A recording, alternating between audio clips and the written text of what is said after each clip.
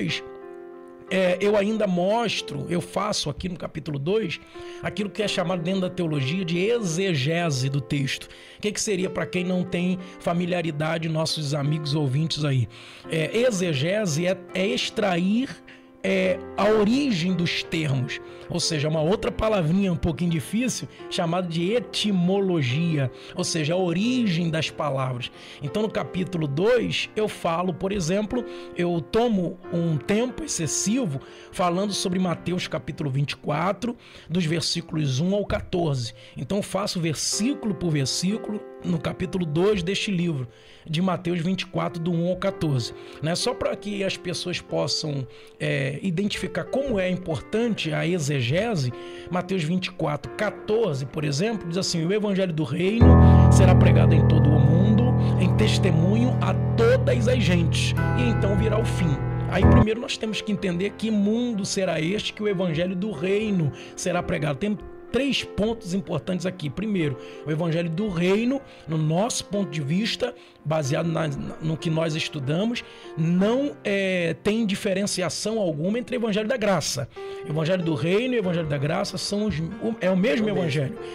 João o Batista pregava o evangelho do reino, né? Jesus chegou pregando o evangelho do reino. Quando Jesus chegou diante das multidões, ele falava: é chegado o reino dos céus, é chegado o reino de Deus. Quando ele foi expulsar o endemoniado gadareno, ele expulsou o endemoniado gadareno. Os fariseus chegaram diante de Jesus falando que ele era Beelzebul, o príncipe dos demônios, não é isso? Aí Jesus falou assim: não tem como ter uma casa dividida, contra si mesmo ela cai. Então Jesus falou assim: se eu expulso demônio pelos demônios, a casa está dividida. Agora, se eu expulso demônio pelo Espírito de Deus, é chegado a vós o reino de Deus. Então o reino de Deus, o evangelho do reino, é o reino de Cristo, é o reino de Deus, é o evangelho que nós também como igreja pregamos. Então esse é o evangelho, será pregado em todo o mundo. A palavra mundo ali, isso é o que nós fazemos em todos os versículos de Mateus 24, do 1 ao 14, que nós entendemos ser o texto, né? O fragmento do texto de Mateus 24 que diz respeito à nossa perspectiva escatológica. Ainda tem isso, né?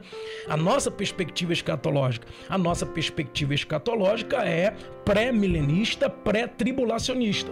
Então, nós temos que deixar isso claro, né? Porque existem outros pontos de vista, outras escolas de referência escatológica que também devem ser estudados e tudo mais, mas nós somos futuristas, né? Futuristas, aquilo que acredita que as profecias ainda irão se cumprir em um futuro próximo.